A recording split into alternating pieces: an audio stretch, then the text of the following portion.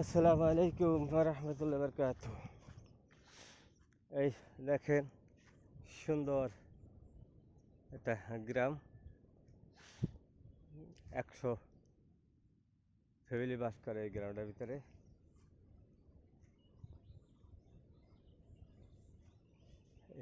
এই গ্রামটার রাস্তাটা এখনো পাকা হয়ে পারে নাই, হয়েছে 2 কিলোমিটার রাস্তা এই গ্রামটা মাত্র।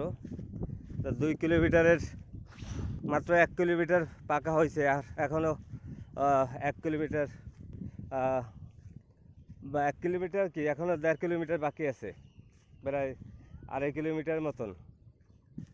এখনও 1.5 কিলোমিটার মতো রাস্তা পাকা বাকি আছে। রাস্তাও ভাঙে চুরে গেছে, রাস্তা ভাঙছে।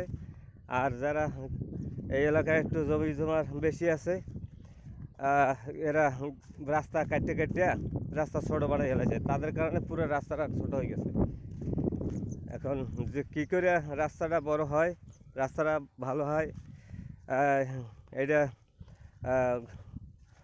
বাংলাদেশ সরকার অনুমোদিত যে সমস্ত প্রতিষ্ঠান আছে, রাস্তাঘাট মানে নির্মাণাধীন সংস্থা অথবা নির্মাণাধীন করে সরকারিভাবে, এদের দৃষ্টি আকর্ষণ করছি। এই গ্রামের রাস্তাটা যাতে আমাদের, এই গ্রামটা হলো মোরগঞ্জ থানা বিশেঘাটা গ্রাম 5 নং ওয়ার্ডের গ্রাম।